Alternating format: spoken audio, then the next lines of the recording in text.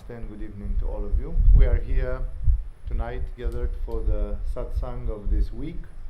As most of you know already, I'm in the process of commenting on the wisdom, sayings, actions of Jesus as they are conveyed to us by the Gospel of Luke.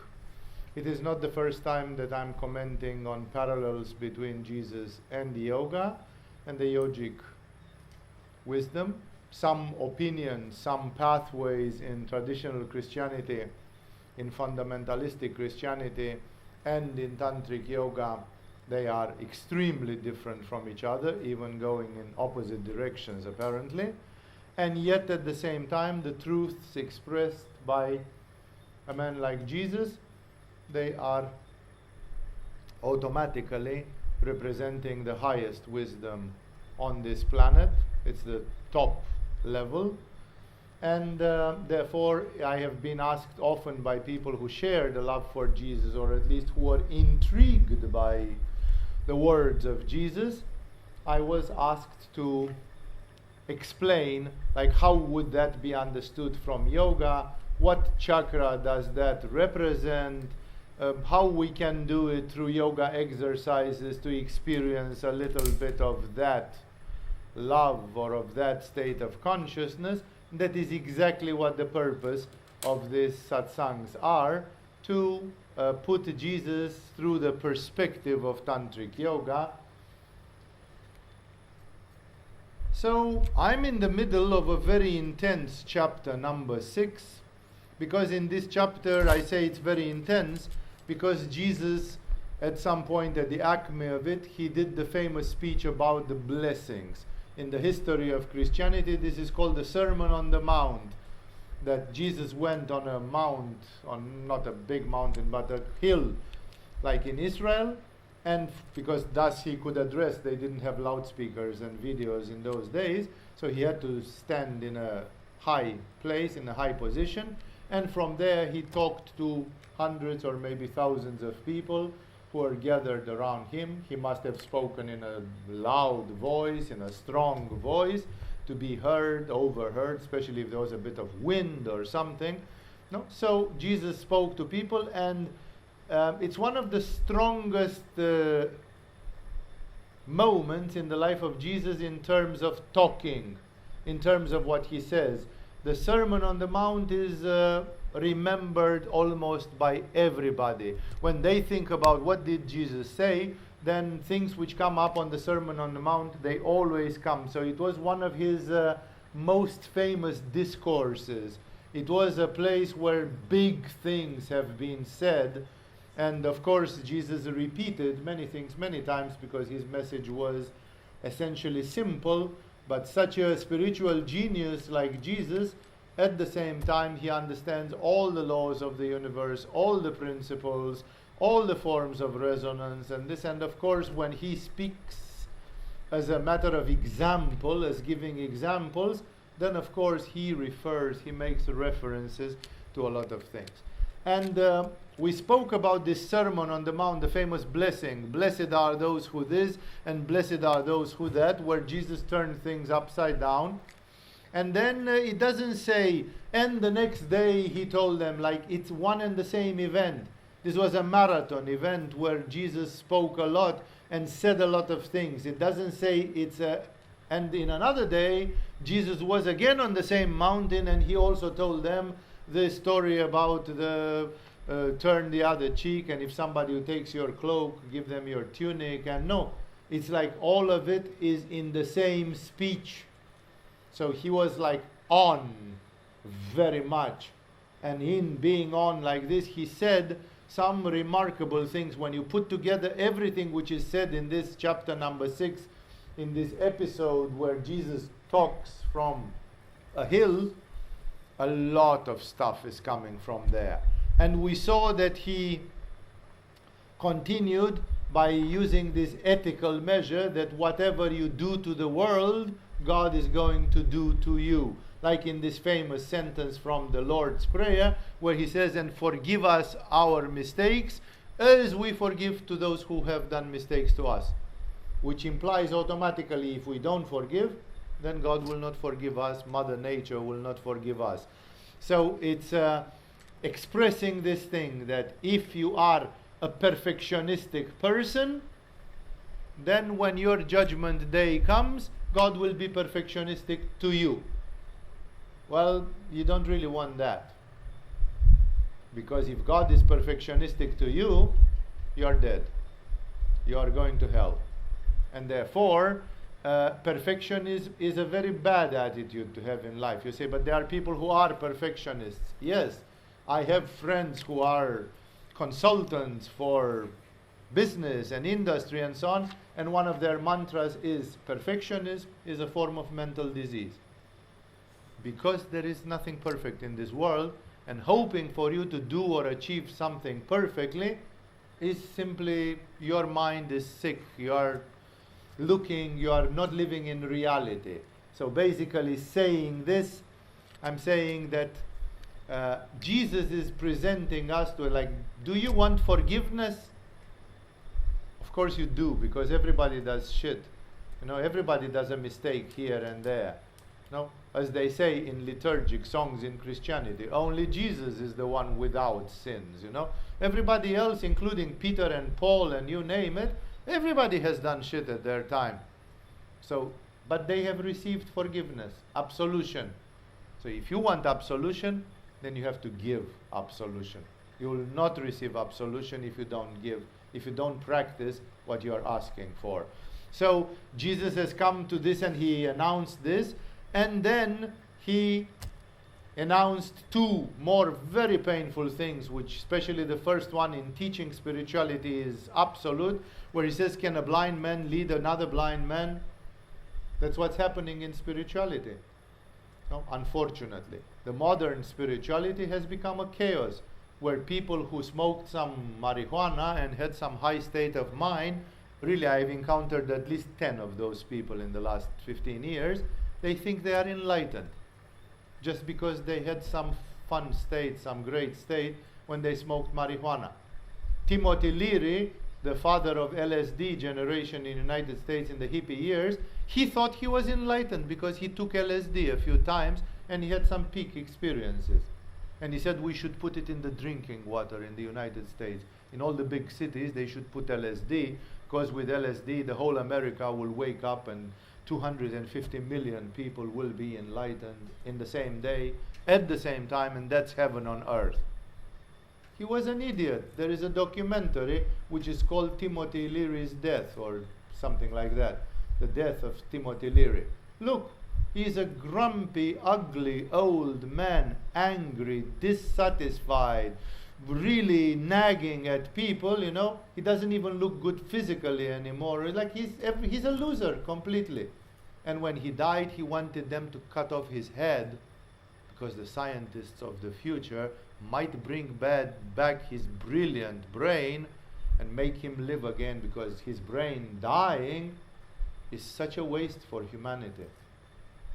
This is just an old, egocentric, megalomaniac man, and he was not even a pleasant person, very this is why I say, so it's like, you have a lot of people who pretend they are spiritual teachers, and Jesus makes it very clear. He says a blind man cannot lead another blind man. Every person who thinks, could I be blind? They should stop instantaneously. Anybody who has this question, oh, wait a second, I might be blind, then you should not be a teacher. You should not sit here. Don't do that. It's a huge mistake if you do that. The people who do this, they already have to take a lot of responsibilities and a lot of pressure. And the lives of Milarepa and the lives of Jesus and Ramakrishna, they were not fun, because they exposed themselves to some very special type of pressure. And that's why this is not a joke to be, and Jesus says it very clearly, a blind man should not even try to lead another blind man. And then he jumps to the next, like he is on a chain. It's flowing and flowing out of him, and all the time you can see that he is criticizing whatever is lower than anahata. And definitely, maybe there is a very beautiful self-sacrificing Manipura or a harmonious Muladhara. He would not directly go against those, but then at least he is criticizing all the time the disharmony in the low chakras. Always in everything which Jesus says, you can see that his ultimate enemy is ego. Ego, ego, ego. Egocentrism or selfishness is what pisses off Jesus most. He always has examples, say, why do you want, if you are blind, why do you want to lead, and so on. A student is not above his teacher, and all the things which he says, which I read last time. Like only an idiotic, only a selfish student will think I'm above my teacher and now I can tell my teacher what to do. Why do you look at the speck of sawdust in your brother's eye and pay no attention to the plank in your own eye? Why? Because you are a stupid, arrogant, egocentric person, and you are ready to forgive your own shortcomings, but you are ready to criticize everybody for the smallest thing immediately. So all the time in the subtext, in between the lines, you can read this, that Jesus is constantly criticizing this thing: pride, arrogance, selfishness, egoistic interest, and all these things, as well as blind passions and blind greed and confusion and other things. But remember, he was teaching these things in Israel. And one of the biggest poisons of the Israeli culture was and is ego. Manipura. Ugly Manipura is happening all the time.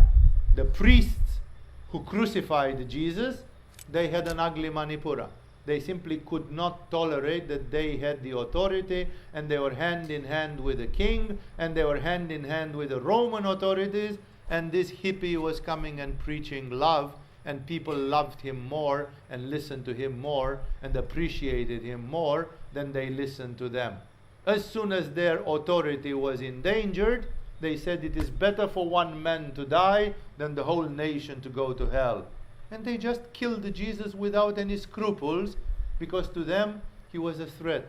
He was an ugly threat to the social order, but of course to their own status, to their own power, and things like that. So Jesus is constantly digging at this, that people have an ego, and in certain societies and in certain environments that ego is very strong, and that ego is pushing people to do a lot of heinous things.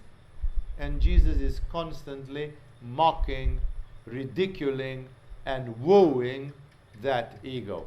He is the enemy of the ego. When he sees somebody egoistic, he goes against it. He says it in a million forms. He says, the humble shall be exalted, and the proud shall be smashed down. No, like if you are humble, Jesus says, may you become a great soul. But if you are arrogant, Jesus wants to see you biting the dust. It's like a provocation, because the ego supplements itself to God. It's the elementary story from Judaism with Satan, that Satan was an angel and then he wanted to replace God. No, this is like the thing, like, I am good enough, I am smart enough, I'm strong enough, I can do it. No, you are not. Even David, King David, who was a king and he was a bit wild and he did some things up and down, he says it very clearly. Only the soul that is humble is not persecuted by God. Like when you are humble, God doesn't kick you when you are fallen down. But if you say, hey, I can do, yeah, show me what you've got, then God has got a lot for you, you know, like you be ready to receive a lot of shit, because arrogance provokes. Instead of you surrendering and saying everything is coming from you and I surrender, you are saying I don't need to surrender, I can do it by myself. That is a provocation. That's like you throw the glove and then it's a provocation. And thus, the humble will be supported, but the arrogant shall be smashed down.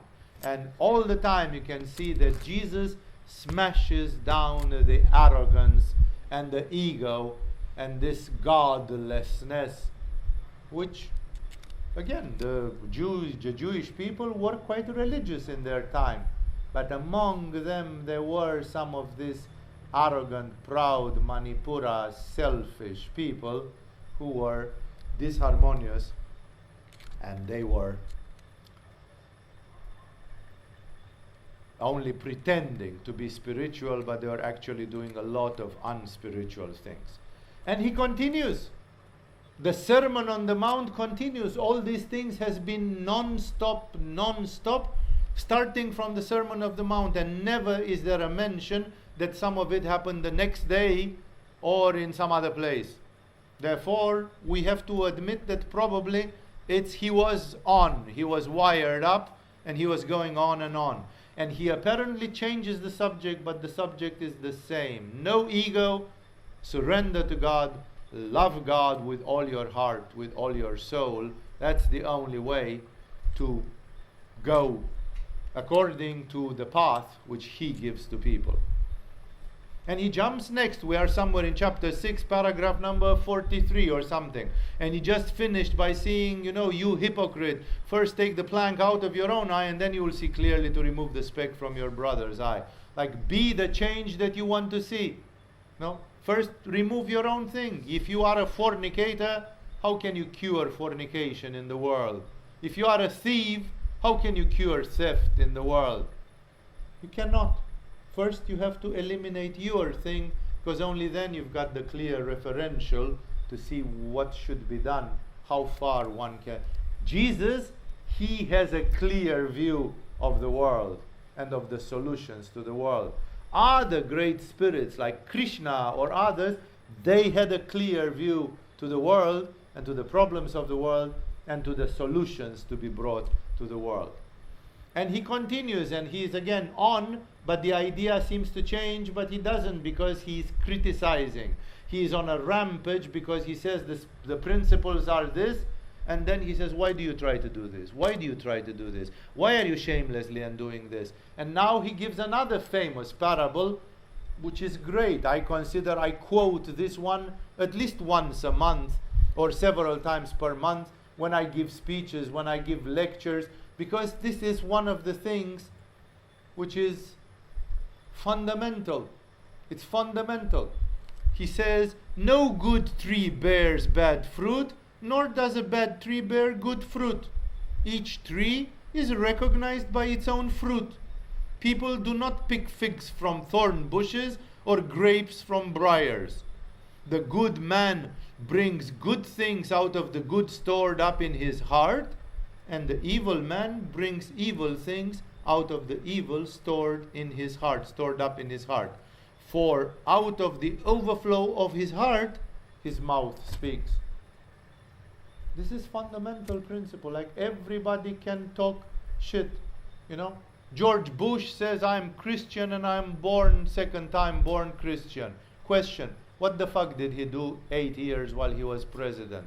What did the world get from George W. Bush and his fellows? Answer, one of the most violent and murderous period of the 21st century. So Jesus says George W. Bush is a devil dressed in a sheep's skin. He pretends he is a lamb, but he is a wolf, because the fruits of the tree are clear. Don't come and tell me, yeah, but I had good intentions, or there is no good intentions. The tree is known by the fruits. It's as simple as that. And thus, this judgment is fundamental. This is a resonance.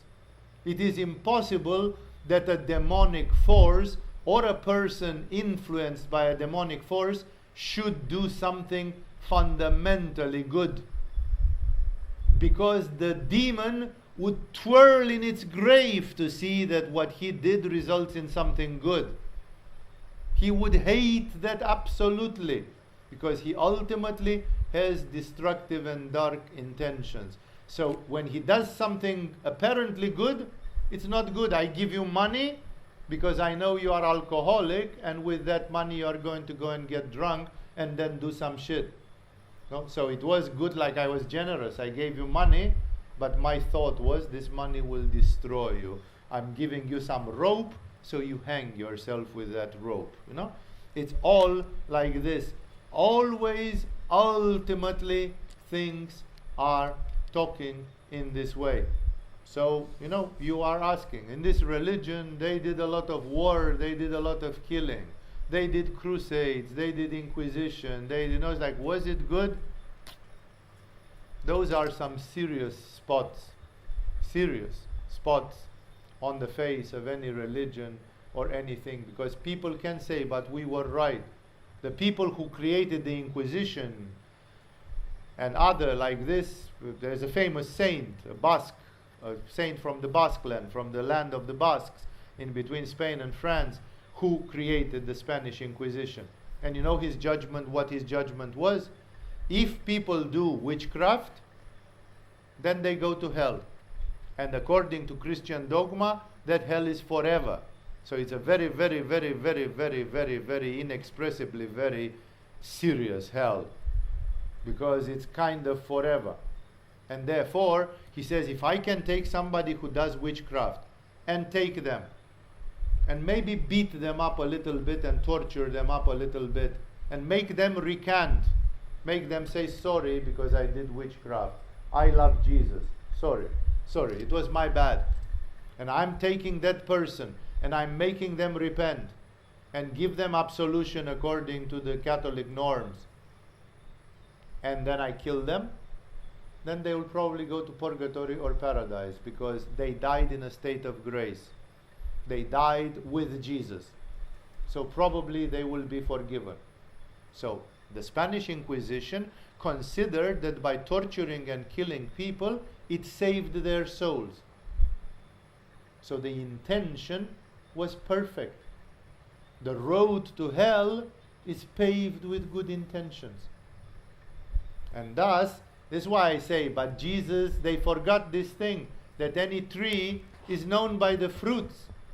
When you pass by somewhere and there are 25,000 people wailing in agony and dead behind you, left behind because you are having a good intention, that will not go with Jesus. For Jesus, that will not work. Jesus is going to tell you, you heard what I said? Then the good tree never produces bad fruits. How did you produce these bad fruits? So you are going to say, but Christianity, even early Christianity, produced a lot of violence. Yeah, but that violence was that people assumed it.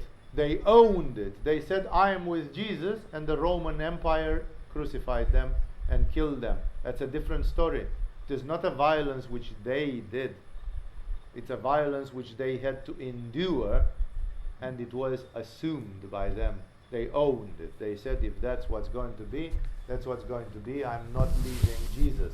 So this principle, keep it in your hearts, because it's fundamental. It's fundamental. No? What is going to happen from this or that? So again, many people will go and say, like, should a woman do an abortion or not do an abortion? Well, let's look after 5 years what has happened. If that woman performed an abortion and then she did 5 years of yoga day and night, and she reached the state of samadhi, and now she is like Amaji or Ma Anandamayi, and she's saving the world, then you have on one hand a dead baby, and on another hand help to 100,000 people. So it goes like this. The tree has produced good fruits. But if I see that a woman performed an abortion and all she can do is in the next 5 years that she's clubbing every night, and she's drunk, and she's having one night stands without end, and she's vomiting on her own chest because she drinks too much, and she basically lives like a half animalistic creature, then better she should have had the child. Because the responsibility for a child, the lack of freedom of having a child and having to take care of it, and that would have made her more responsible than the fact that she just killed her own child and then she went out to have more party and more fun. No? It's always, the tree is known by its fruits. What are the fruits of the tree? No? Psychology, modern psychology. It's supposed many people say, why don't we do it psychologically or this or that? in Tantra or in this, that's one of the main conflicts which rages about Agama now since these last events and scandals, that I'm supposedly not listening to some psychological things. Here is a little fact picked up from a documentary which is famous, which is called The Century of the Self. It's a 4-hour-long documentary about Freud, Jung, and modern psychology. They made an experiment in the Catholic Church that they had a monastery somewhere in Colorado or some Arizona, New Mexico, someplace like this. They had a monastery in the Midwest in America, Catholic monastery, because the Protestants don't have monasteries. So obviously it was a Catholic monastery. And in this Catholic monastery there were 256 nuns. Like, it was a big monastery with 256 nuns. That's quite a big community. And then they offered them free psychological consultation. In 6 months, 250 something of those nuns left the monastery, which is a crime in Christianity. It's not like in here. Here you can be a monk for 3 months in Thailand. You can be a monk for 6 months. But in Christianity you take vows for life. And if you break them afterwards, it's considered that you are fallen very badly. Like, you should not become a monk or a nun in Christianity if you intend to break it 6 years later. It's a very serious commitment which is taken for life. 250 out of 256, they recanted. They simply said, actually, I never wanted to be a nun. I don't think I belong here. They left. 2 or 3 of them became radical lesbian feminists, and 2 or 3 stayed in the monastery. So the tree is known by the fruits. Is psychotherapy for nuns good? No. Because if those nuns stayed in the monastery and they were vegetarian and practicing humbleness and prayed every day and did karma yoga in the kitchen and went to the mass and to the services 6 times per day, even if they were not 100% made for it, they would have had a better karma and a better spirituality than just dropping out of the monastery and becoming Miss Nobody. Probably next year found drunk in a bar somewhere, or found having had 3 abortions or something like this. No? The tree is known by the fruits. Psychotherapy for religious people is a disaster. Why? Because the spiritual life is based on some frustration. Ramakrishna's father died when he was 6, and then he started searching for God. So actually it was good for him that his father died. Spirituality, for when you look at the life of Ramakrishna or Milarepa or Francis of Assisi or Teresa of Avila, is a little bit neurotic. The spiritual people are a bit neurotic, because it's like why can't you be happy with this? Why can't you just eat and drink and be merry, go and fuck, get a family, have 3 children, have a job, work for Shell Oil or for Toyota or something, do your thing, and everybody is happy with that. My parents are happy with that, my uncles are happy with that. Why can't you be happy with that? Man, you should seek help, no? You are a little bit, it's like you are frustrated, you are unhappy with the normal life, you are unhappy with the average life, and you are searching for some bombastic and maybe unrealistic. You want to go to the kingdom of heaven. Man, wake up, take a cold shower. There is no kingdom of heaven. There is this fucking life that we all have, and try to be happy with it and get as much as you can from it. That's what psychotherapy will tell you, in a way, because it's a materialistic science. No? But the religious person is a person who is a bit twisted and says, my mother, my father treated me bad, my uncle fucked me, literally speaking, abused me sexually, this did this, and then there is no, I dislike all the human beings and I love God. My refuge is in God. This world is a valley of tears, and this world is deceitful and painful, and I'm searching for my solace in God. And the psychotherapist says, come, I will make you not feel so bitter about the world. No, thank you. I actually want to feel bitter about the world, because that motivates me to pray and to fast and to do my spiritual things. So even the spiritual activity is sometimes based on a frustration, because the spiritual person is dissatisfied with this and thinks that this sucks. And yes, philosophically we can say it's created by God. Every atom is bearing the beauty of the Creator. I can tell you a lot of mantras, a lot of bombastic statements taken from monistic philosophies and other things like this. But in the end, the spiritual person says, I'm searching for my freedom. And you are saying, what, aren't you free already, and so on? No. Spirituality, to a large extent, when you look at great mystics and saints, spirituality itself is like it's a new roses. But it's a very good new roses, because the fruits of the tree, like Mother Teresa, instead of being some Albanian bitch, she took care of hundreds and thousands of hungry children and dying people.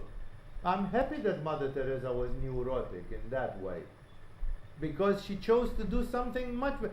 The tree is known by the fruits. There is no other. You can speculate. But what? Wouldn't it have been better if? And you can do intellectual speculation as much as you want. What Jesus did is unbeatable. Because Jesus says, whichever way you twist it, there is a bottom line. And the bottom line is, any tree shall be known by its fruits. And the good tree does not produce bad fruits. And the bad tree does not produce good fruits. It's as simple as that. Therefore, you will see that there are organizations which claim that they do good, but they cannot. Like Bill Gates is giving a lot of money to cancer research for children. It would be enough for me to show you one episode. There are, until today, there are made about 30 episodes by an American organization, a guy called Ty Bollinger, who did a series of videos, 3 series, which are called The Truth About Cancer. In each episode is like 50 minutes. It's enough to see one episode to see so many cases and so many big scientists who all of them say chemotherapy, surgery, radiation.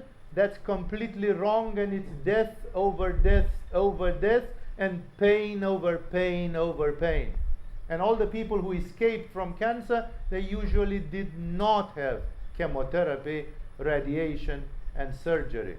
Chemotherapy, radiation, and surgery, it is said in those documentaries, relying on sources, it has a healing rate after 5 years of 3%.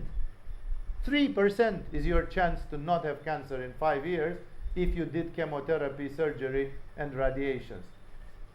So Bill Gates is giving his money to a research which is the research of the devil. They just research how to give people more pain and more disease. All the research done in that direction, it already goes in the wrong direction. But people cannot take a cold shower and say, let's see what we are doing, you know. Like we are trying to bring peace to Syria. What did result from the attempts of bringing peace or democracy to Syria? They resulted hell on earth.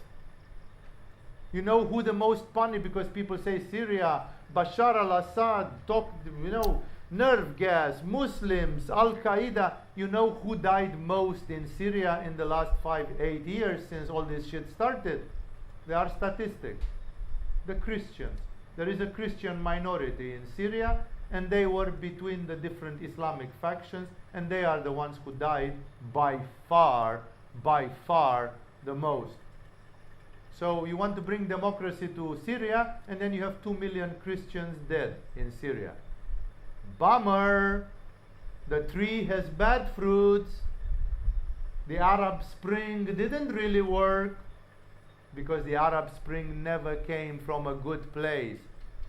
No, they tried to invade Venezuela.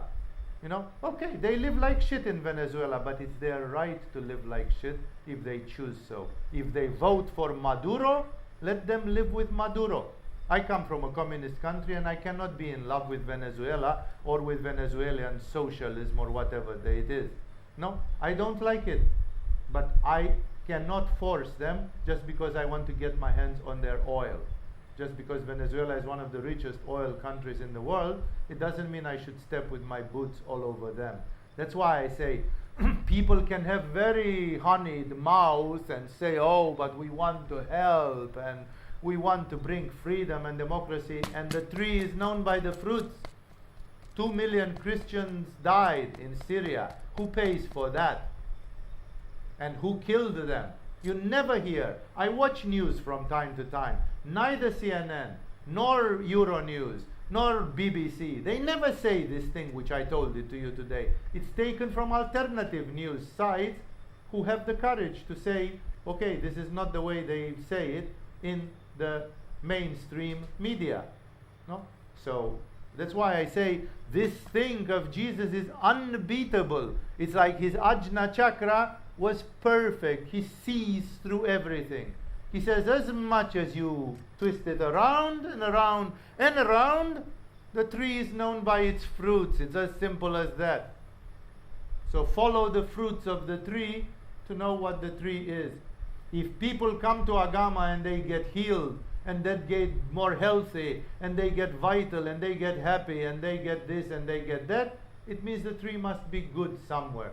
People accuse us, oh, it's a profoundly wrong, and so on. Like, why? Why are people coming and feeling wonderful, and some of them after 20 years, they still have wonderful results, and their life is changed completely?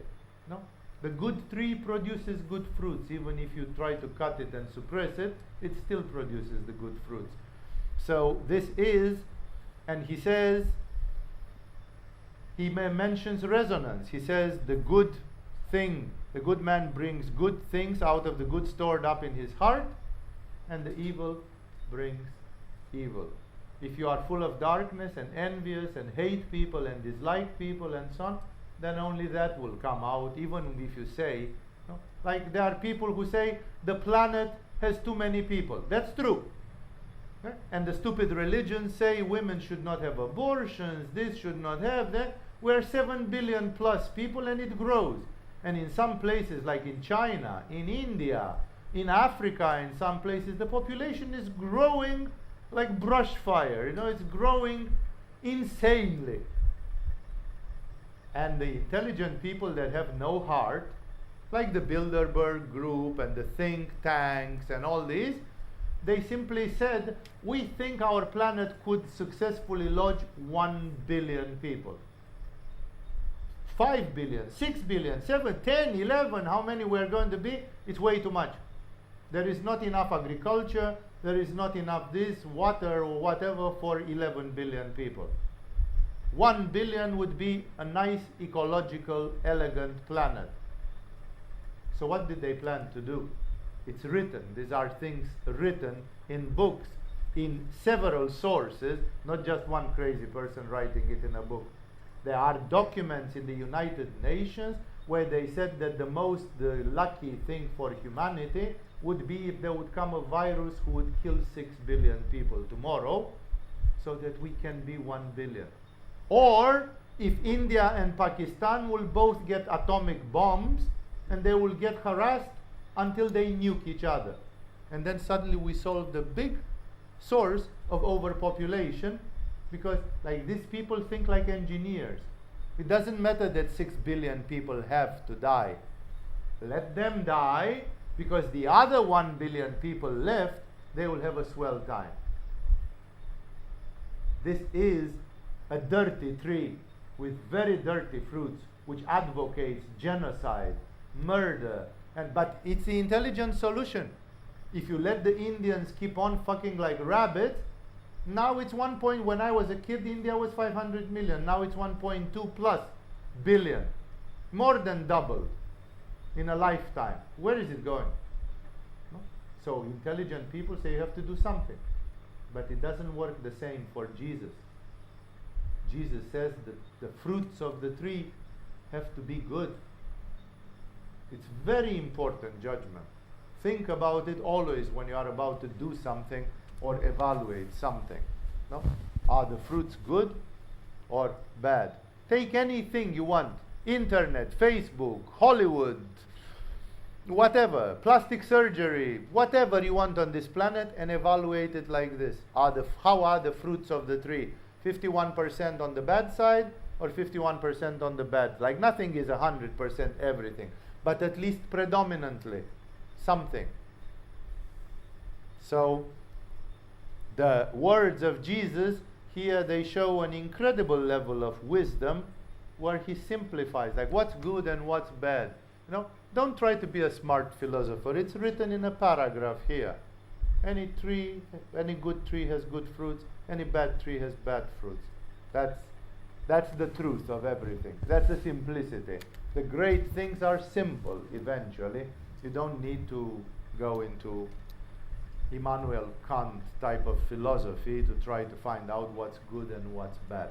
It's just simple. Jesus is much better than Kant and Hegel and Schopenhauer and Nietzsche put together, you know, because he simply says very clearly where the source of the things is. And then he continues. It's the same speech. Soon it will finish. It says in the next paragraph, when Jesus has finished saying all this. Yeah, there is an amplifier which is booming, which is buzzing. So I'll have to make it a bit less. 1, 2, 3, 1, 2, 3, 1, 2, 3, 1, 2, 3. You have to diminish the amplification simply because the amplification is too big at one of this, and the contact, of course, and probably no grounding. Probably it's possible that in that wire the ground wire is broken. And anyway, so let's continue. He continues. He's still on the same for a while, and he says, "Why do you call me Lord, Lord, and do not do what I say?" Like Jesus says it like you think that I want some praise. Oh, Guruji, and I don't need to be called Guruji and so on. No, I've had that experience. I had some enthusiastic people who wanted me to do a Guru Puja last year or something like this. Never again. Never again. Because I've done it, and the people who did Guru Puja with me, they came and fucked me in the ass 6 months later. And they still do, some of them. So it's like, what Guruji, Guruji? There isn't, you know. And I don't need any one of you to treat me as a guru or as a something, you know. I don't want any exaggerated sign of respect from any of you. It's like Alan Watts says, you know, consider your guru like a spiritual friend, like an older brother who has been where you haven't been yet and can show you the way how to go there, you know. That's all. The spiritual friend. No, nobody needs any signs of. So Jesus himself, you know, he was very. People said, "Oh, how smart you are, and you raised 3 dead people from the grave." And Jesus says, "Why do you call me Lord, Lord? Oh, Lord, what should we do? I'm not any Lord, you know. You call me Lord, but you don't do what I say. I'm telling you, forgive your enemies or whatever, and when it comes to some shit, you are again just like every Tom, Dick, and Harry on the street. Then why do you call me Lord? No, I don't need any praise or any you buttering my hole in any way or something, you know. How is it called? Nose browning or brown nosing or whatever it's called. No, I don't need that. I need you to listen to what I say. That's really what matters. That's why I'm here. I will show you what he is like who comes to me and hear my words and puts them into practice. So again he gives a parable. He says, let's say that one of you listens to me. And he says, he is like a man building a house who dug down deep and laid the foundation on rock. When a flood came, because there are flash floods in Israel, the torrent struck that house but could not shake it because it was well built. So Jesus says, if you listen to me, there will be tests, but you will resist those tests because your house is built on rock. Jesus cannot promise that you will not be tried or tempted. We can do it without the microphone. I can just record here and that's it, or diminish it quite a bit because the hall is small and there's not so much noise. So he says, if you really listen to me, you are building a strong foundation to your spirituality. No? It's like so important. It was like, I think, Swami Vivekananda of India, who said humility is not keeping you away from temptations, but is making sure that you don't fail when there are too many temptations. That's why it's necessary. But the one who hears my words, says Jesus, and does not put them into practice, is like a man who built a house on the ground without a foundation.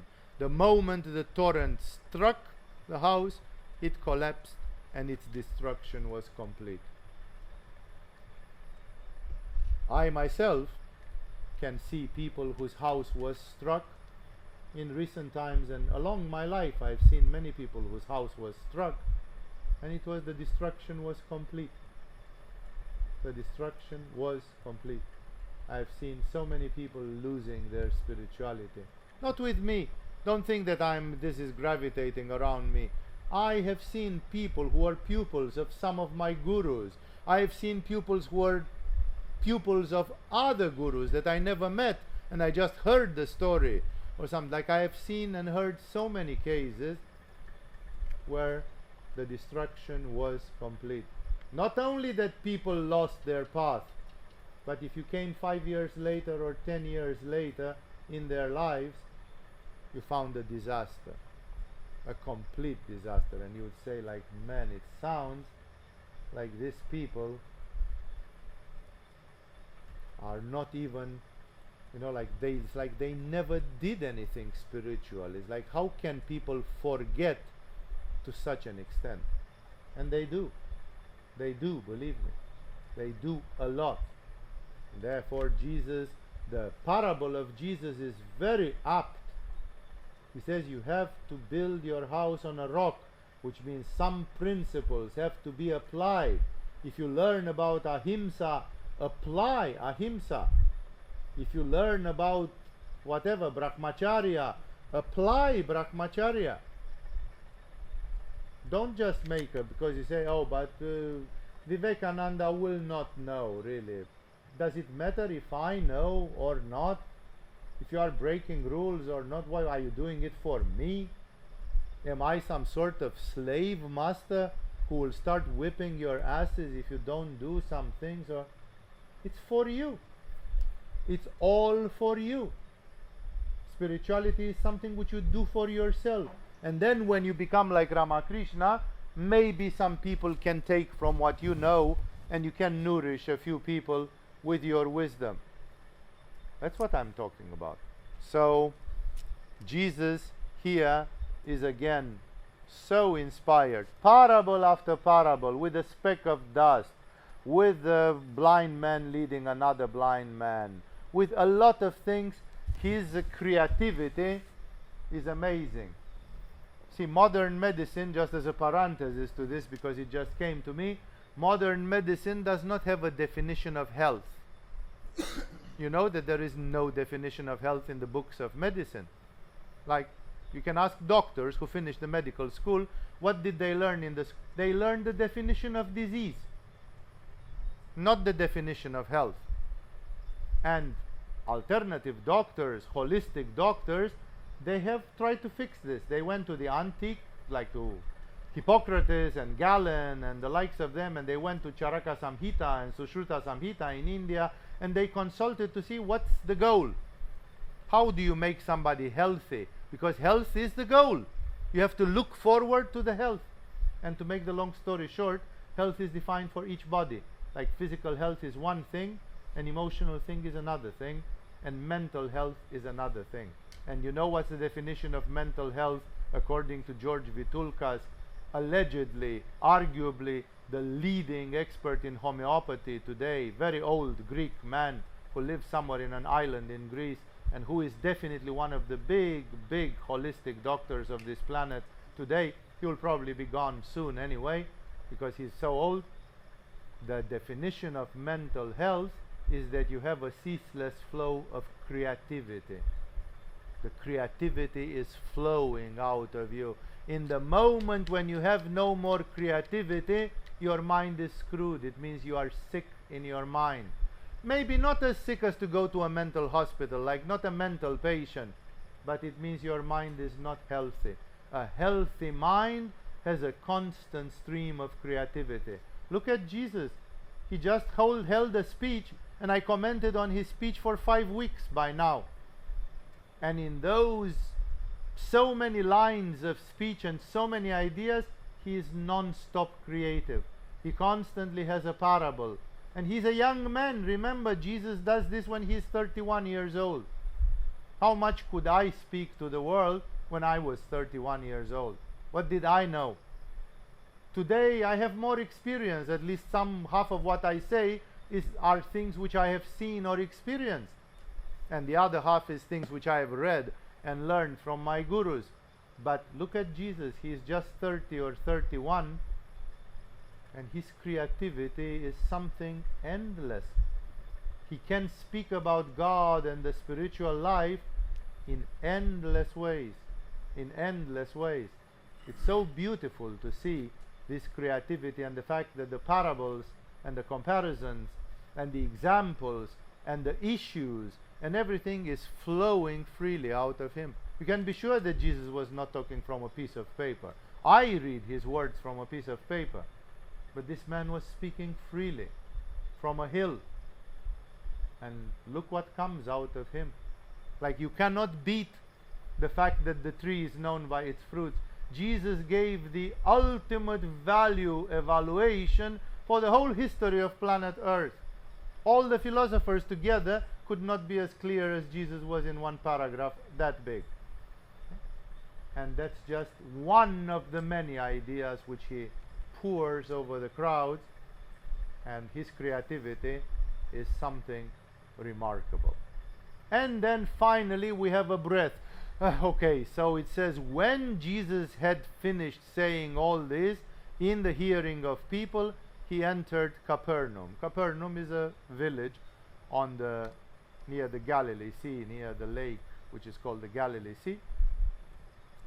So he spoke to people outside because they didn't have place inside the village. He gave them this speech. Is one of the most essential speeches that he gave in his life. And then he finally went to take rest, food, whatever it was, in Capernaum. There, a centurion servant whom his master valued highly was sick and about to die. Now Jesus again crosses a line, because the traditional Judaism was very racistic. Like, the Jews were the chosen children of God, and everybody else, including Romans and Greeks and whoever, plus the Phoenicians and the Canaanites and whoever, they were all of them goyim. They were all of them non-faithful, exactly as the Muslims today. They say the non-believers. It's the Muslims and the rest of the world which are pagans and non-believers, the unfaithful, or whatever they are being called nowadays in English. So it was the same situation. And we all know that the message of Jesus became universal. Today there are Jews who love Jesus and try to live according to his precepts, but there are also French and Brazilians and Japanese and others who love Jesus and live according to his words. So the message of Jesus has gone way beyond Palestine. And this is one of the first steps. That's where it starts. That's where because you see, in a certain way, Jesus, being who he is, he still works on cues. Like, life is throwing some challenges in front of him. And Jesus is like a Titanic boat, he crosses over all the challenges and all the waves. He always has a solution. He's always successful. He's always victorious. Even the fact that he is crucified is ultimately a victory, because it was part of his job description, and he did even that successfully and greatly. So he does everything in a grand way. And now life is throwing to him a strange challenge.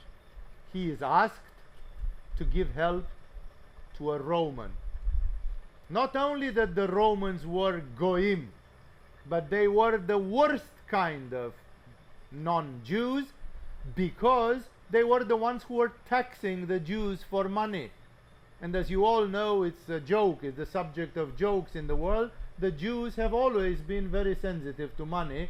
They love money a lot, and when the Romans were coming and sucking their blood, the money, they were completely not happy. One of the disciples of Jesus was a tax collector who was Jewish, Matthew, and he was collecting tax which went to the Romans. He was the stooge of the Romans. He was the tool of the Romans. So the Romans were the least liked people in that environment. And there it is. There was a centurion, which means a platoon leader. Centurion means one who leads 100 soldiers. So he was like a sergeant or a lieutenant or something. And this guy had a servant that was sick. He and the servant, of course, both Roman, not Jewish. About to die, not only sick. The centurion heard of Jesus and sent some elders of the Jews to him, asking him to come and heal his servant.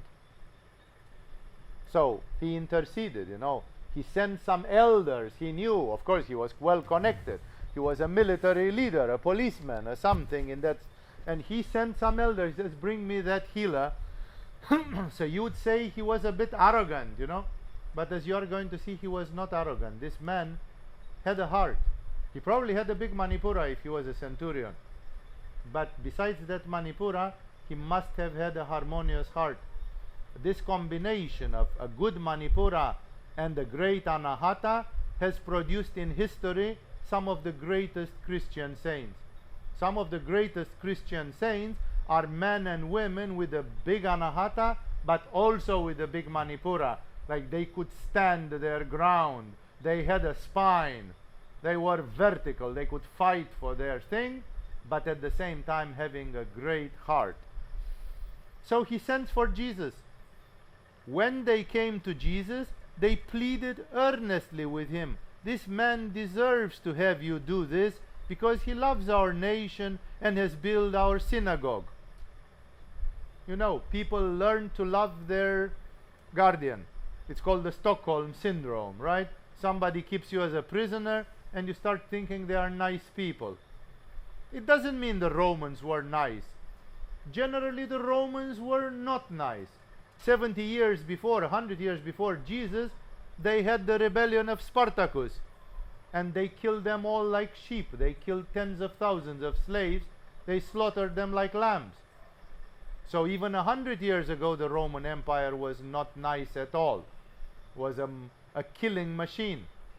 But then with Julius Caesar and the emperors and everything they did everywhere in the world, the Roman Empire was not at all elegant. Like they had a huge Manipura. It's one of the biggest Manipuras we have seen. The war machine which they created was unbeatable in their time. But at the same time, there was no Anahata to it. So the fact that these elders came to Jesus and said, come on, man, do it for us because this guy built a synagogue. Like, okay, you build the synagogue and then the Jews love you because you build their synagogue, but you still tax their money and you still are the repressive police, the repressive army of Rome. So you can see obviously that these people had an interest. They tried to convince Jesus. Ultimately, it's interesting that they were right, because this guy was really a nice person who deserved. So you can say that Jesus had a good intuition. So they come to Jesus and say, come on, do us a favor. This guy is not like the other Romans. He is nice, and he was indeed a special person. But they, not for this reason, for another reason which will come apparent. He was not far from the house when the centurion sent friends to say to him, Lord, don't trouble yourself.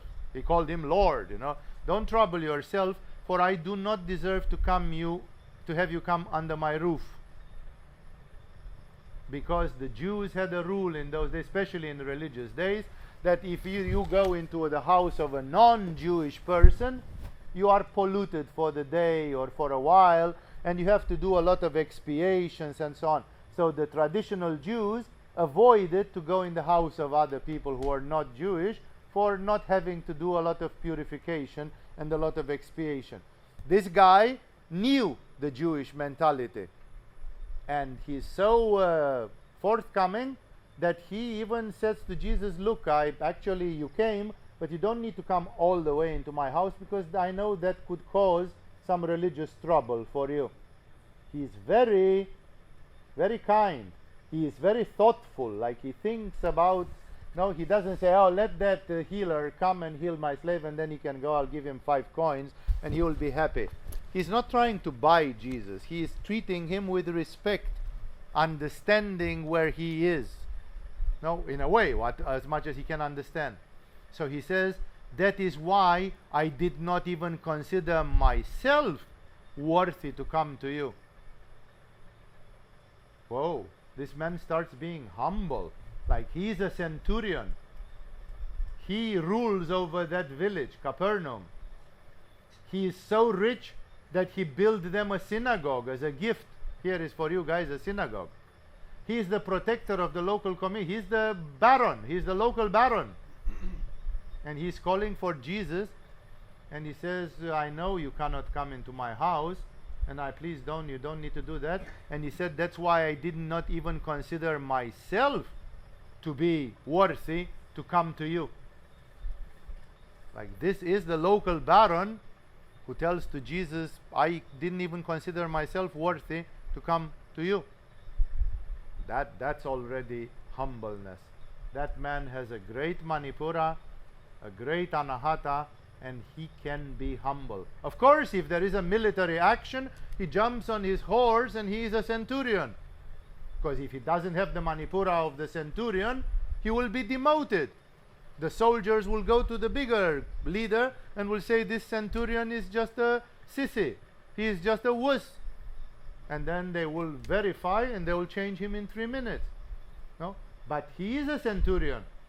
So what a mixture, that he has the strong manipura to be a centurion, and at the same time he is humble, and he says to Jesus, I'm not even worthy for me to come and speak to you, because you are some prophet from God, and I am just a person who doesn't even belong to your nation. Like, he's really humble. But say the word, and my servants will be healed. For I myself am a man under authority, with soldiers under me. I tell this one, go, and he goes. And that one, come, and he comes. I say to my servant, do this, and he does it. See, manipura. Orders are being obeyed. This is the example of a samurai type of manipura, Zen type of manipura, which almost mocks anahata. Like samurai, Japanese samurai on manipura, they could be very humble. Very humble. Not humbleness from anahata, a certain humbleness from manipura, because you know your place exactly in the world and you know your worth. So this man from manipura gives to Jesus an excellent demonstration of anahata, like he's humble, and he says, you don't need to come to my house. I myself am not worthy to come and shake your hand, because I'm not one of your people. But I know that if you are what they say you are, then you can just say a word, because he says, I have soldiers. So what does he mean? What's the analogy? He realizes a simple thing, that a being like Jesus is served by spirits.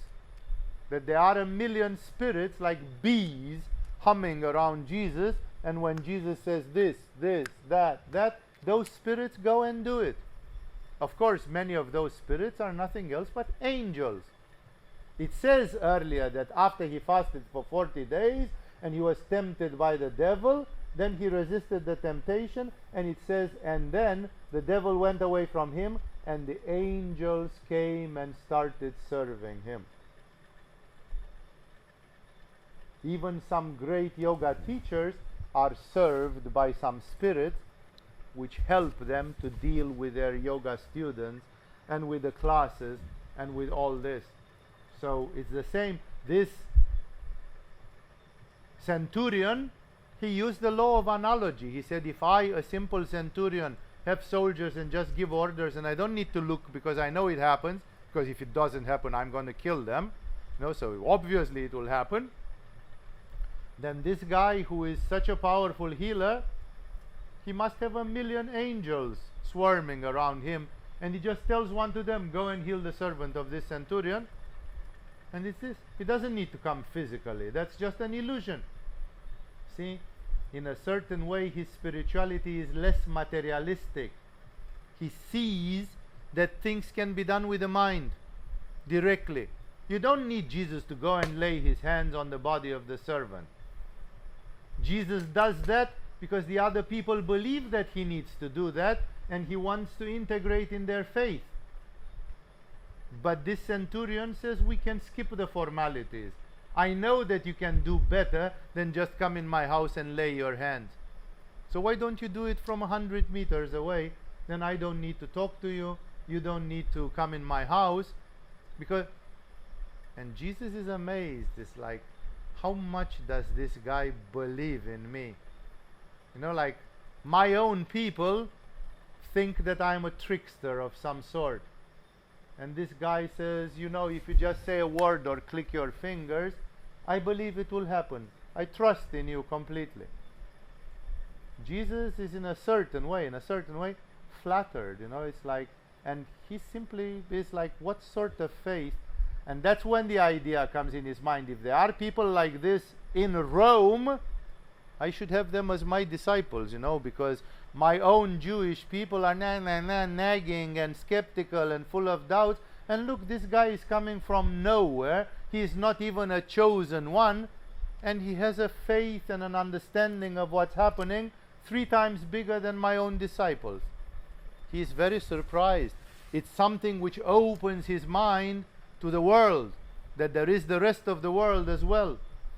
And then when Jesus heard this, he was amazed at him, and turning to the crowd following him, he said, I tell you, I have not found such great faith even in Israel. Like, the Israelis consider themselves very devoted to God. And he says, this Roman soldier is not a priest or anything. He's just a fucking centurion. And he has more faith than all of you put together. Look what faith he has. He just tells me, click your finger and it's done. I know you can do it, so let's not play games. You don't need to play games with me. It's amazing. It's indeed an opening of the spirit which he has not seen. Then the man who had been sent returned to the house and found the servant well. So, like, how much could it have taken? Half an hour, let's say the distances were really big. So in 1 hour the servants were healed already. If I remember, I've read which said the servant got healthy in that moment, on the spot. But of course it's a matter of time, and how did they find out that he was healthy or something.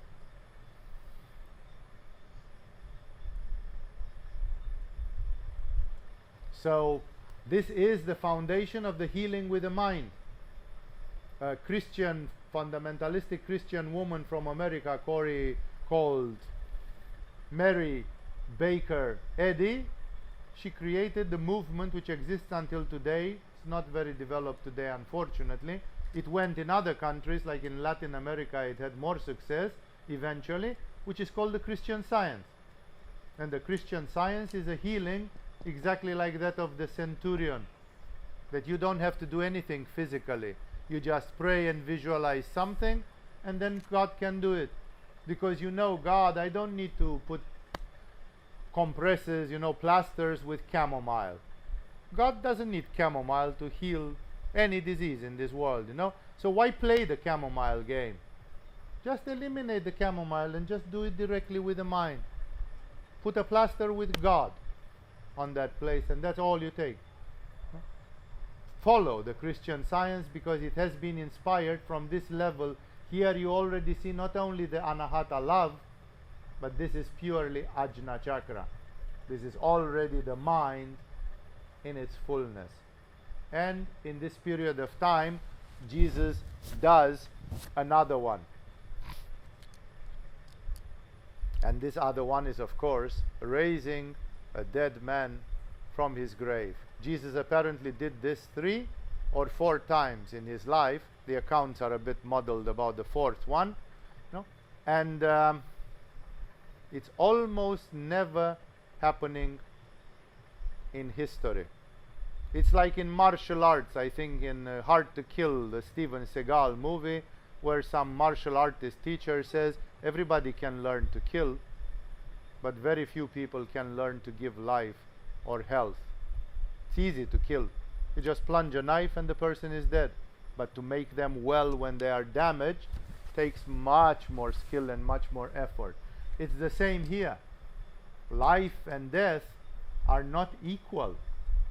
Human beings, every human being, every one of you here can kill another person if you are given a weapon or the modality to do it. But can any one of you here with any weapon or tool give to somebody life? Go to the graveyard and take a dead person and make them alive? Nobody can do that. When people have a cardiac arrest, there is a chance that they will resuscitate with huge costs and so on, and sometimes it works.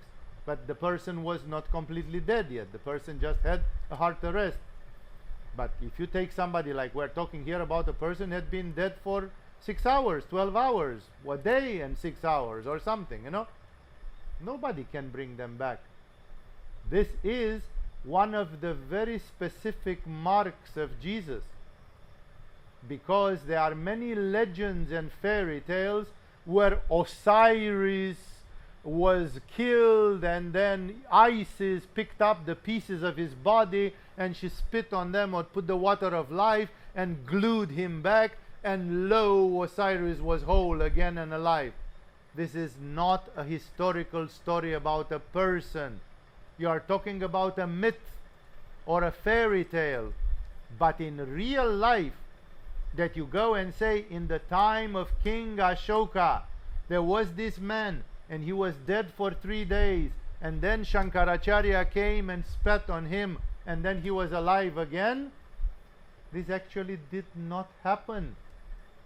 This did not happen. I challenge you to find cases where it happened. Like, for example, Moses went and did something that many Egyptian people died. But the next day, Moses could not do something so that those children that died should be alive the next day. This thing, to bring things from death to life, it's only the prerogative of God. Only at the behest of God can somebody do it. I hope you realize that the same thing is valid. We celebrate Easter 2 or 3 times in the next week according to the Catholic, Orthodox and Shambhala tradition.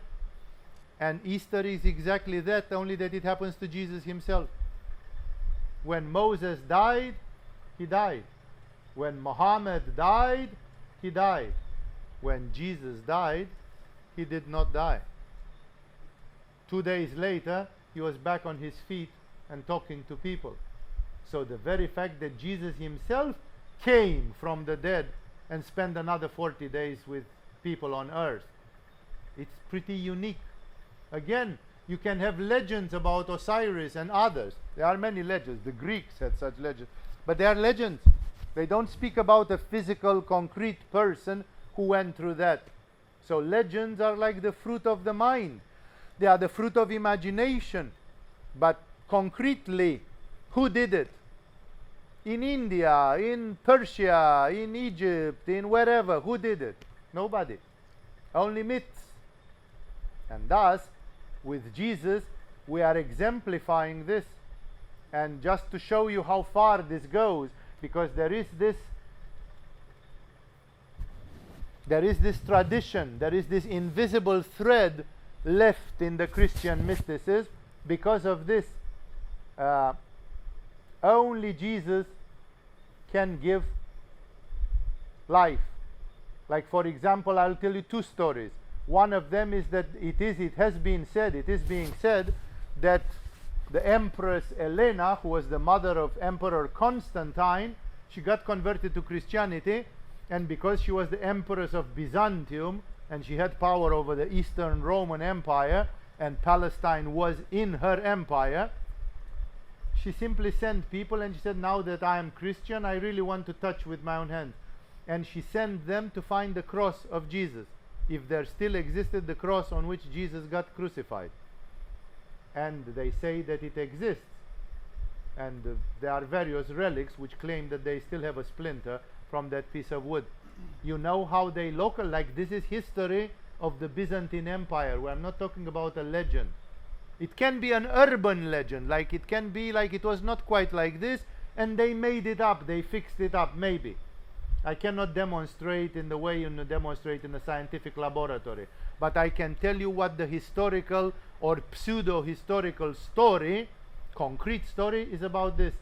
They found 3 crosses, because apparently in that place there was an ensemble of 3 crosses which were being reused.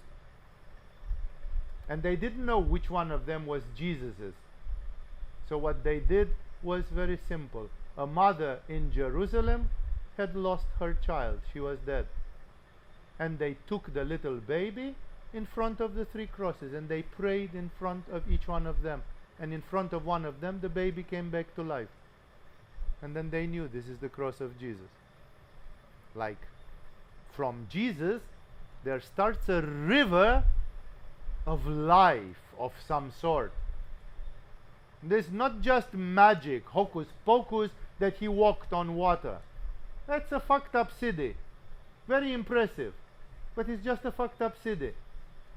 But to bring life, that you cannot do it.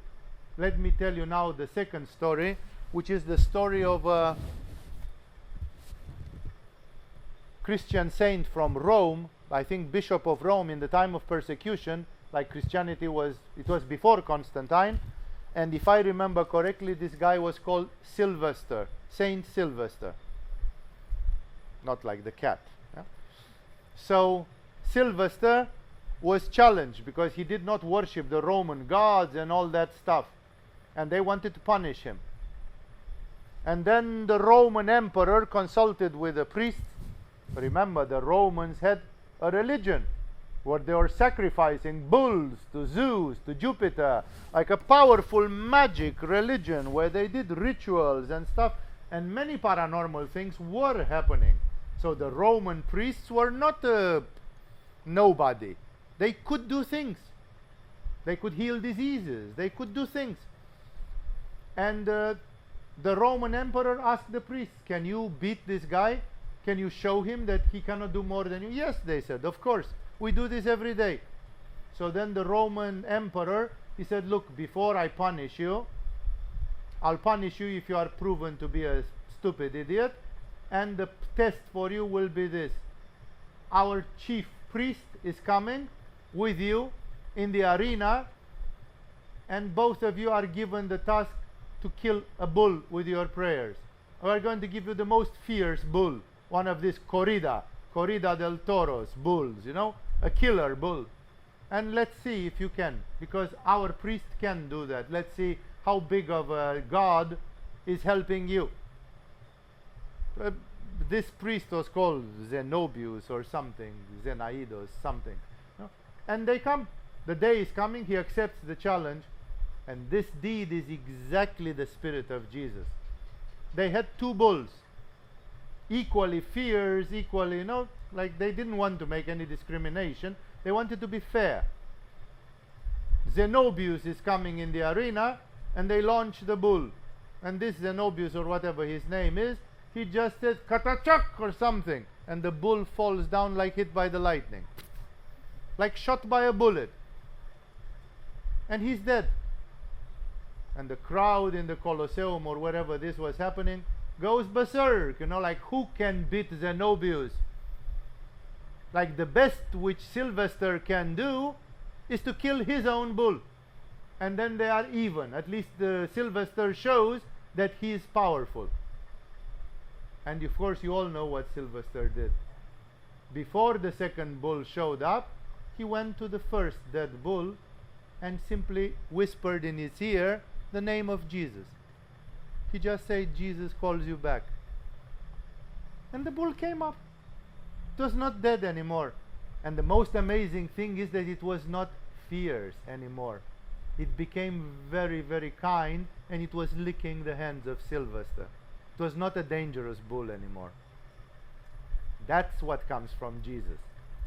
This thing from the heart which brings life and which brings an endless goodness, and it's the end of everything, because Jesus eventually, when he gets crucified, he shows that death is an accident, because what we deserve is life, life, life, life, eternal life, endless life. That there is something called life which is not the couple of death. Death and life are not equal. Death is an accident produced by ignorance and limitation, and life, the real life, the life of God, the life which comes from God, is something else. That life represents a divine gift, and only the creator of the universe can give life, or only somebody who is empowered by the creator of the universe. Because Sylvester, he didn't do it through his power. He just said and sent, Jesus is calling you back to life. And the bull came back to life because Jesus was watching it and they wanted it to happen. It was necessary for the Roman society so that this miracle should happen in front of 50,000 people on that stadium. Imagine, how could you stop Christianity when 50,000 people have seen that one? No? Then it was like, if he killed his bull, he would have been equal to Zenobius. But because he resurrected the other bull, he was way above Zenobius. Zenobius couldn't even dream about doing that. He knew how to kill with a mantra, but he didn't know how to bring back, because there is no mantra which brings back except to Jesus. That's a good mantra to bring back, but that's something else by itself. So here Jesus does it again, and this is a mark of Jesus. Remember, even Ramakrishna, he healed lepers, he healed blind people. Ramakrishna did a lot of the miracles which Jesus did, but he never raised a dead person. Never. And neither did other avatars. Rama, the great Rama, he had friends which died in his war, he couldn't bring them back. Krishna, during the war of the Kurukshetra, he saw a lot of his friends and valuable people dying. He couldn't bring them back. And Krishna was an avatara. That's why we say that Krishna was an avatara, but Jesus was an avatara which was like incomparable to what we have seen. Maybe there is something which we haven't seen and which is there, but as far as we have seen in history, try to compare to Jesus. Even servants of Jesus brought people back to life. One of the disciples of Francis of Assisi, Saint Anthony, he was just a monk, and they brought him a girl that had drowned, and he prayed to Jesus and she came back to life in the 12th century, like much afterwards, but he did it in the name of Jesus. It was for Jesus. It was a consecration to Jesus. It was karma yoga for Jesus that he was doing, and that's why the merit does not belong to Anthony. The merit belongs to Jesus still. Jesus is the one who has this special signature, that besides the fact that he heals lepers and others, he has this thing that he has beaten death, that even death means nothing from the standpoint of Jesus. And he says this will be our final episode for tonight. Soon afterwards, Jesus went to a town called Nain, more like a village, of course, and his disciples and a large crowd went along with him. As he approached the town gate, a dead person was being carried out, the only son of his mother, and she was a widow, and the large crowd from the town was with her. That's especially, tries to say that it's a especially sad circumstance, because if she was a widow and this was her only son, that once he died, she had nobody to put bread and butter on her table. She was bankrupt. So it was like a doubly tragic situation, that this was her only son and she was a widow, and therefore there was, now her son died, she was in a super miserable condition. And when the Lord saw her, but of course Jesus, you can say he's good with PR. There was a big crowd with him, and there was a big crowd from the village of Nain. So like he had a lot of audience. This was not done discreetly behind a tree. It was in front of 1,000 people, or more. No, and it's like, whoa, will this have effect? Sure. Many spiritual teachers cannot understand this thing with life, resurrection, and things like this, and they think that that's where Jesus is like completely unusual, completely in a class by himself. Then when the Lord saw her, his heart went out to her, so he, as a human being, had compassion, and he said, "Don't cry." Then he went up and touched the coffin, not the person, the coffin, and those carrying it stood still. He said, "Young man, I say to you, get up." The dead man sat up and began to talk, and Jesus gave him back to his mother. Simple story which says everything. Like, when you can raise the dead, then you can even order an inquisition or a crusade, because if you can bring people back, then you have the right to kill them as well, because it means you are God and you have full right over death and life. If you can only kill them, then you shouldn't dare to do that, because if you cannot bring them back, it means you do not master the energy of life and death. But Jesus could. So he is above every limitation of any kind. Several times in his life he did this crazy thing. No? You cannot, people can be cynical and say maybe the young man was just clinically dead. How did Jesus know that he was just clinically dead when he was in a coffin and Jesus was 10 meters away? No, even the situation is not like, oh, Jesus noticed that he was in a coma and he just pricked him with a needle in his ass and he came back and Jesus pretended he brought him back to life, but he was not dead to start with. How would it fit with these circumstances? It wouldn't fit. It doesn't work. And thus, not only that the man came back, but he was not brain dead or something. He started talking and, like he was okay. He was okay, which is technically impossible, but not for Jesus, not for God. They were all filled with awe and praised God. See, it tells us something here. They did not praise Jesus. They praised God, because Jesus surely must have told them, don't think I'm a magician. Life is coming from God. I just prayed God and God gave him the life and God gave him to his mother. So praise God, don't praise me. Karma yoga. Karma yoga full on. So they praised God, which is perfect. That's how it should be. A great prophet has appeared among us, they said. God has come to help his people.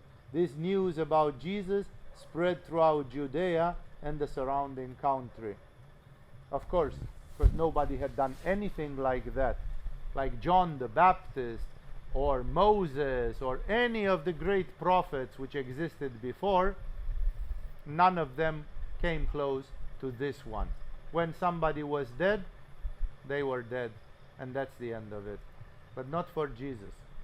That's why, again, I'm saying Jesus as an avatar, he brings us an energy, a degree of presence of God which is unique.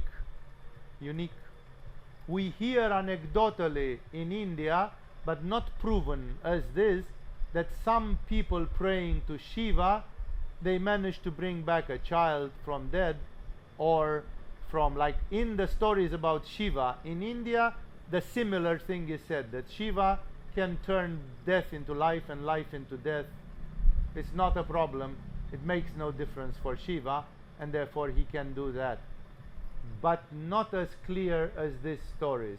There are a few urban legends in India where they say that, I don't know which guru, Tirumular or some Tamil saint, prayed to Shiva and he got some effects like this, radical effects.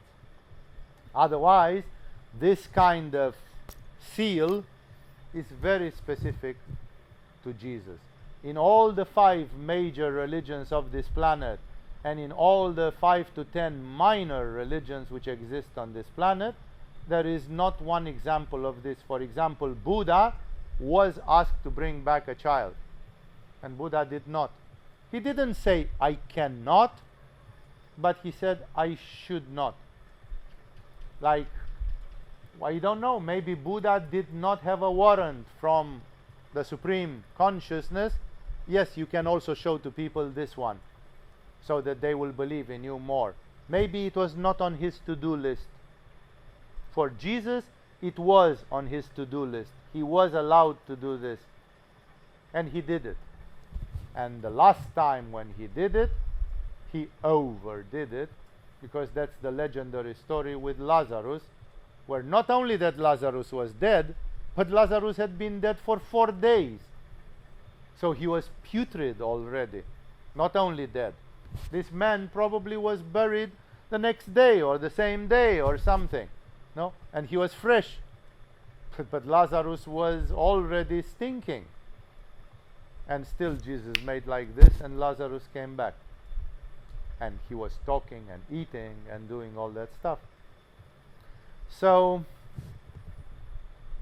this is where we get to the incomprehensible, because Jesus, like not very many events on the face of this earth, he is the one who proves, I am the God of death and life. I can cross the borderline of death and life. And he himself, eventually, he was murdered and then brought back, crossed the death and life zone both ways, and demonstrated the victory of the Spirit over everything. So, after Jesus gave so much creativity, and he gave so many teachings illustrating the consciousness of Anahata Chakra, and he expanded a little bit towards the Romans and implicitly to the rest of the world, he also did in this little village, which I don't know if it exists nowadays, this Nain, in modern day Israel, there he did the ultimate. He brought a young man from his funeral back to life in front of a crowd in a matter of seconds. So this is what demonstrates to us that when we stand in front of Jesus, we stand in front of something, someone very, very special, very, very different from what we usually see. Remember, Ramakrishna did pretty much all the miracles of Jesus, but he never brought anybody back from the dead. So there is a limit. It's like the cherry on top of the cake, which is reserved to the crème de la crème, to the elite in terms of spirituality. We could say many more things, but I think it's enough, because I galloped through a lot of facts. I did not find the way of commenting more of the yogic teachings and resonance. It will come. Sometimes the story about Jesus is just a simple narrative where he went there and did that, and then he went there and said that. And it's like self-explanatory, like there's not much to comment, because it's very clear, and we don't need to split the hair. When he talked about the blessings and this, that's a complicated issue, because there, he turns the perspectives on the world upside down, and he said what people think it's sad, it's actually very joyful, and what people think is joyful is a big failure, and they are going to see it sooner or later. So there is a lot of philosophy, but in this one with raising a dead boy from his coffin, I can only call your attention to the fact that definitely it did not happen too often in the history of mankind. That's the least we can say about it. Enough of that. Let's say it was enough for tonight. Thank you all for joining in this satsang, and we'll continue with, we are now in chapter 7. We'll continue next week with more of these teachings. Enough for tonight.